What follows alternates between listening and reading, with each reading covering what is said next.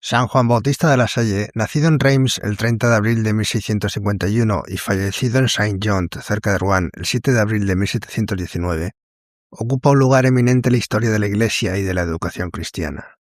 Sacerdote, teólogo, pedagogo y fundador del Instituto de los Hermanos de las Escuelas Cristianas, fue uno de los grandes artífices de la renovación escolar de la Francia de los siglos XVII y XVIII. Su importancia no procede únicamente de haber concebido ciertas innovaciones didácticas, sino de haber dado forma estable a una obra orgánica, duradera y profundamente original, una comunidad de maestros consagrados a la educación humana y cristiana de los niños y jóvenes, especialmente de los pobres. Vino al mundo en el seno de una familia acomodada e influyente de Reims. Era hijo de Luis de la Salle, magistrado y consejero del rey, y de Nicole Moet de Brullet. Recibió desde la infancia una formación esmerada, en un hogar de sólida vida cristiana y elevado sentido del deber. Muy pronto fue orientado hacia la carrera eclesiástica. Recibió la tonsura en 1662 y a los 16 años, en 1667, fue nombrado canónigo de la Catedral de Reims, ocupando un sitial que la tradición vinculaba con San Bruno. Cursó sus primeros estudios en el Collège de Bons Enfants de su ciudad natal, donde obtuvo la maestría en artes en 1669, y prosiguió luego su formación teológica en Reims y en París, particularmente en el seminario de Saint-Sulpice y en la Sorbona. Aquellos años de estudio estuvieron marcados por una circunstancia dolorosa que reveló la firmeza de su carácter. La muerte de su madre en 1671 y la de su padre en 1672 le obligaron a interrumpir temporalmente su itinerario académico para asumir la tutela de sus hermanos menores y la administración de los bienes familiares. Lejos de apartarle de su vocación, aquella responsabilidad prematura fortaleció en él el sentido del orden, de la disciplina y del servicio. Recibió el subdiaconado en 1672, fue ordenado sacerdote el 9 de abril de 1678 y alcanzó el doctorado en teología en 1680. El giro decisivo de su vida se produjo precisamente en esos años. A la muerte de su primo, el canónigo Nicolas Roland, se vio vinculado a la obra de las Hermanas del Niño Jesús, dedicadas a la enseñanza de niñas pobres. Poco después, en 1679, conoció a Adrien Niel, un maestro que buscaba apoyo para abrir escuelas gratuitas destinadas a niños de familias humildes en Reims. Lo que al principio pudo parecer una ayuda puntual acabó convirtiéndose en la misión central de su existencia. Juan Bautista de la Salle comprendió con rapidez que la miseria educativa de los hijos de artesanos y pobres no podía remediarse solo con iniciativas dispersas o con la buena voluntad de maestros mal preparados. Era necesaria una verdadera reforma de la escuela, estabilidad institucional, formación seria del profesorado, métodos comunes, vida moral exigente y un espíritu religioso capaz de sostener la tarea diaria. De manera paulatina pero resuelta, fue comprometiéndose cada vez más con aquellos maestros. Primero los acogió y orientó. Después los reunió en una misma casa. Finalmente decidió compartir con ellos la vida cotidiana. Aquel paso resultó escandaloso para muchos miembros de su propio ambiente social, pues suponía que un canónigo de familia distinguida conviviera con hombres de condición modesta, sin brillo ni posición. Sin embargo, en esa decisión se manifestaba ya uno de los rasgos más hondos de su personalidad: su disposición a renunciar a la seguridad, al prestigio y a la comodidad, cuando discernía en ello una exigencia de la voluntad de Dios. El desprendimiento fue, en efecto, radical.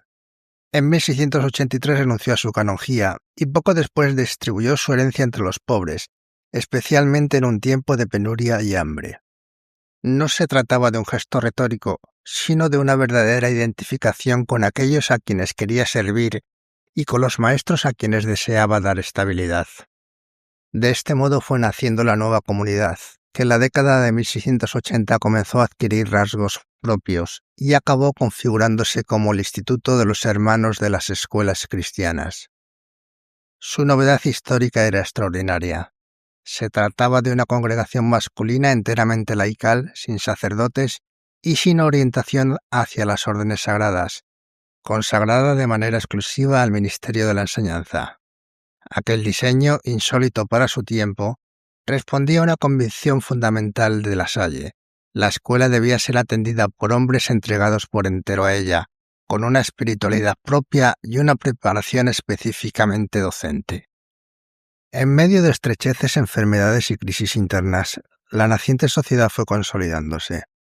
En 1691, durante una etapa particularmente difícil, Juan Bautista de La Salle realizó con algunos de sus discípulos más fieles un compromiso decisivo, conocido después como el voto heroico, por el que se obligaban a sostener la obra aun en el caso de quedarse solos y verse reducidos a vivir de limosna. En 1694, un primer capítulo dio forma más definida al instituto y afianzó sus vínculos de estabilidad, obediencia y dedicación a la enseñanza gratuita de los pobres. Desde entonces la comunidad poseyó una fisonomía cada vez más clara, reforzada por una regla de vida, un noviciado propio y una organización interna sólida. La expansión de la obra fue rápida. A las escuelas de Reims siguieron fundaciones en otras ciudades, especialmente en París desde 1688 y posteriormente en diversos puntos de Francia. Al final de la vida del fundador, el instituto estaba ya firmemente implantado y contaba con numerosas comunidades.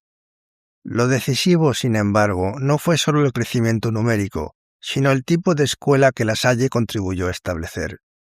Su proyecto educativo fue una respuesta concreta a las profundas desigualdades sociales de su tiempo, cuando la enseñanza de calidad estaba reservada casi exclusivamente a las clases privilegiadas, y los hijos del pueblo quedaban con frecuencia abandonados a la ignorancia, la precariedad y el desorden moral.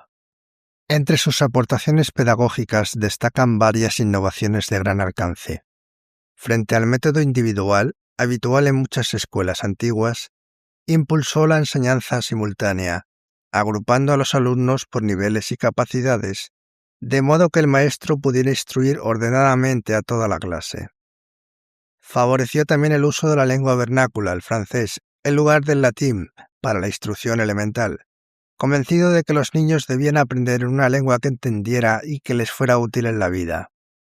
Insistió además en la necesidad de preparar seriamente a los maestros, anticipando de algún modo lo que más tarde serían las escuelas normales. A ello se sumaron otras iniciativas notables, como escuelas dominicales para jóvenes trabajadores, centros de enseñanza más técnica y práctica, e incluso casas orientadas a la reinserción de muchachos con problemas de conducta o delincuencia. Pero reducir su obra a una serie de novedades didácticas sería empobrecerla. Para San Juan Bautista de La Salle, la educación era inseparable de una visión cristiana del hombre. La escuela no debía limitarse a transmitir habilidades instrumentales, sino formar la inteligencia, el carácter, las costumbres y la conciencia religiosa.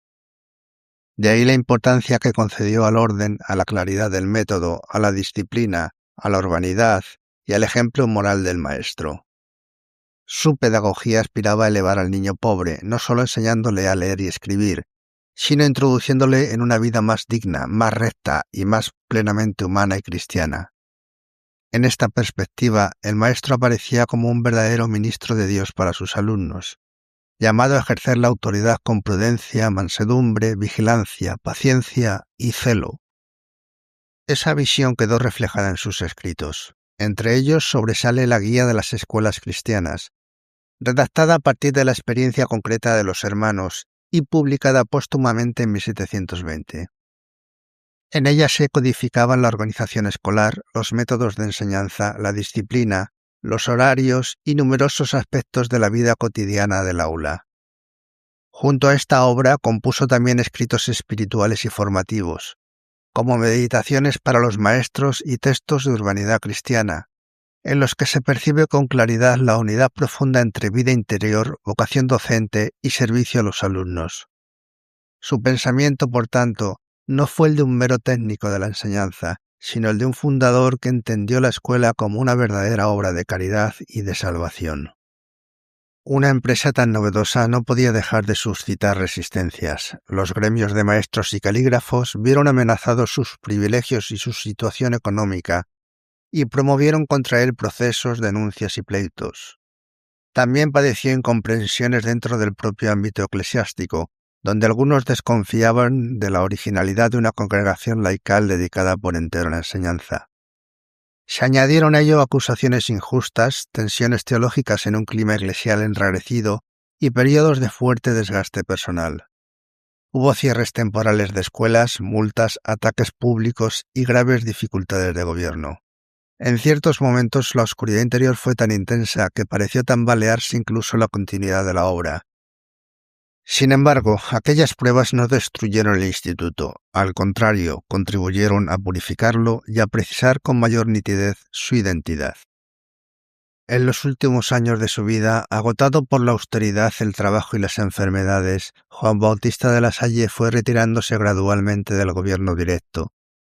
En 1717 se celebró el primer capítulo general del instituto, que eligió como superior al hermano Bartolomé, signo claro de que la obra podía ya subsistir con vida propia.